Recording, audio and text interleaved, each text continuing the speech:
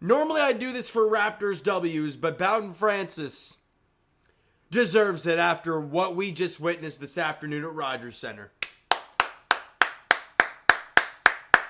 Absolutely phenomenal stuff. Yet again, from Bowden Francis after winning Player of the Week last week, American League Player of the Week last week, he follows it up with having a no-hitter going into the ninth inning. And unfortunately, Taylor Ward hit a solo shot to center. Goes off the top of the wall and out, unfortunately. And it ends it. But 8 innings of one-hit baseball, 12 strikeouts, he was outstanding this afternoon.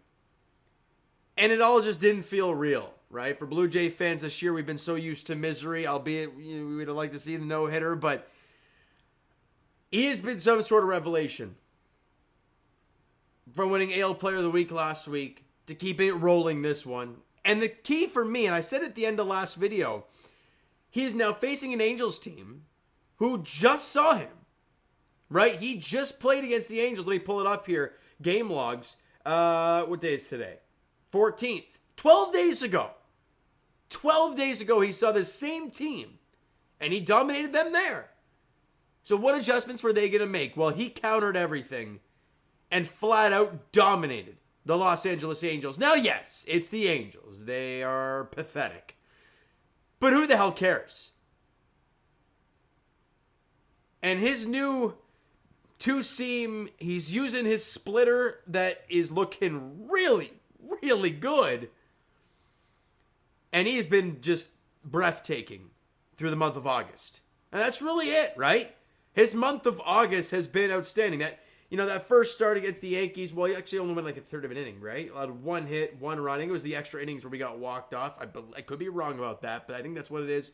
Then he had the 5 innings of 2-run ball against Baltimore. 7 innings of 1-hit ball against the Angels. 7 innings of 3-hit, no-run ball against the Cubs. And then 8 innings of 1-run ball against the Angels today. That has been his August. It has been absurd, but it's so refreshing to see for Blue Jay fans. Let's get to the game itself. Starts in the bottom half of the first inning, where all kinds of stuff went wild, right? Dalton Varsho's got a little dribbler that he's trying to beat out at first base. Now the pitcher, Fulmer, tries to make the play, but if you look at the replay, that ball was going foul.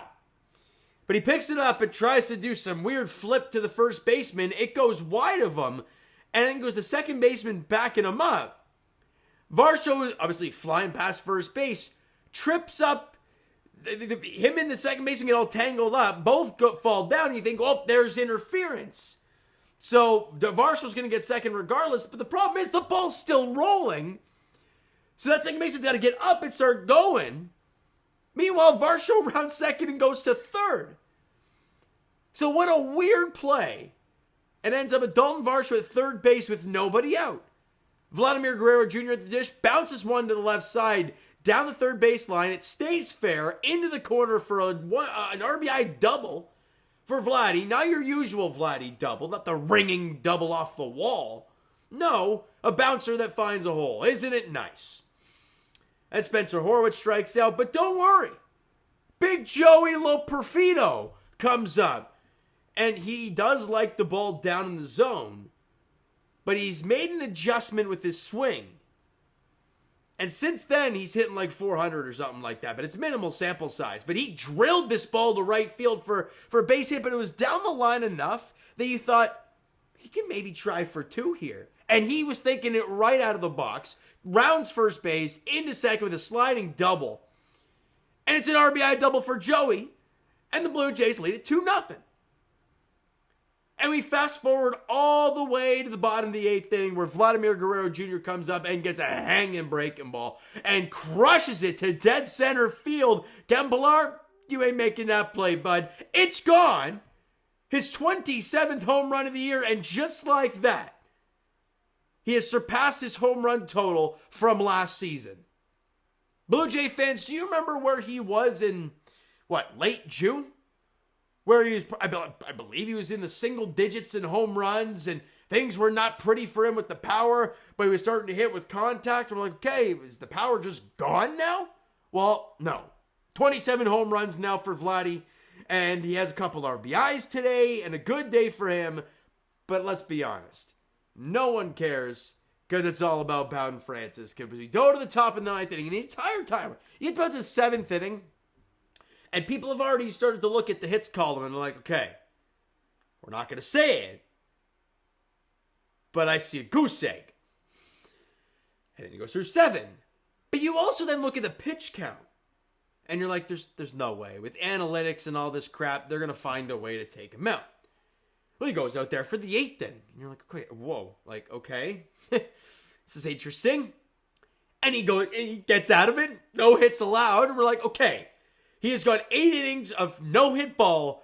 He is in very uncharted territory when it comes to his pitch count and pitches in innings. For God's sake, in any big league game, there's no way they're letting him go the 9th, right? And you see him trotting out there the 9th over 110 pitches, and we're like, they're going to let him go.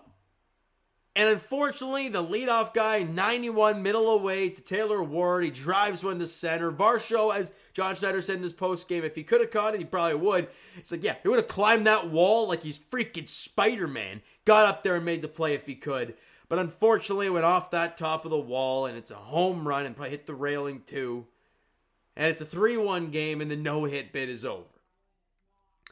And obviously, right as that happens, John Schneider hops out of the dugout, goes to the bullpen to Chad Green, and as he comes out, takes the ball from Bowden Francis, and you just know the fans are going to let him hear it. And I think he said in the postgame that he just told him, hey, man, like, enjoy this moment. Enjoy hearing these fans. And he comes off. Obviously, the fans, show him the love and emotion. And Bowden, being the guy who doesn't show much emotion himself, just gives the crowd one of these guys, like, thank you very much. And obviously, Chad Green goes out there, does job, clean inning of work, gets a strikeout, not a big deal, picks up save number 14. And in the post-game, Bowen Francis was asked about the fans and everything, and he just, I'm not going to quote him here, but it's something like, he felt the love. And it's like, love to hear it, don't you? As a Blue Jays fan watching this team recently, you love to hear guys loving the fans because we have been on their ass all season long. So it's nice to feel that a bit. All right, let's get to these teams, or the player stats, excuse me. Dalton Varsho, 2 for 4, the runs scored. Another multi-hit day for him, even though one went about 10 feet, but who cares? A 218 average with 300 on base, and the OPS going into play today was 706, going to be above 710 after play today. He's starting to play better offensively, and the defense is going to give you anything over a 700 OPS. Give me 20 home runs on the season. Sign me up for Dalton Varsho stuff. Vladimir Guerrero Jr., great stuff. Big night for him, afternoon. 2 for 3, 2 runs scored, 2 RBIs, the home run. Great day for Vladdy. Still hitting 318 with a 392 on base. Insane. And Joey Loperfido. We talked about it yesterday, how he's done recently. Another 2-hit game today. I believe both doubles. Had an RBI in the game as well. Did have a couple strikeouts, but you know what? Who cares? If you're going to give me extra base hits left and right and drive in runs, I don't care about the strikeouts. You think Yankee fans care about Aaron Judge strikeouts? No. I'm not comparing the two. But strikeouts are one thing. You give me production, and fine by me. And his numbers with the Blue Jays have gotten significantly better. We talked about that yesterday. But great stuff from him. Addison Barger got a hit today. He was 1 for 3. I believe that was was that an infield single in the early goings? I believe they counted that as a hit. But who cares? He ripped that thing. And the numbers are slowly starting to come up for him. 8 hits total for the Blue Jays. 11 strikeouts in the ballgame. Walked only the one time, which was Spencer Horwitz, who didn't get a hit.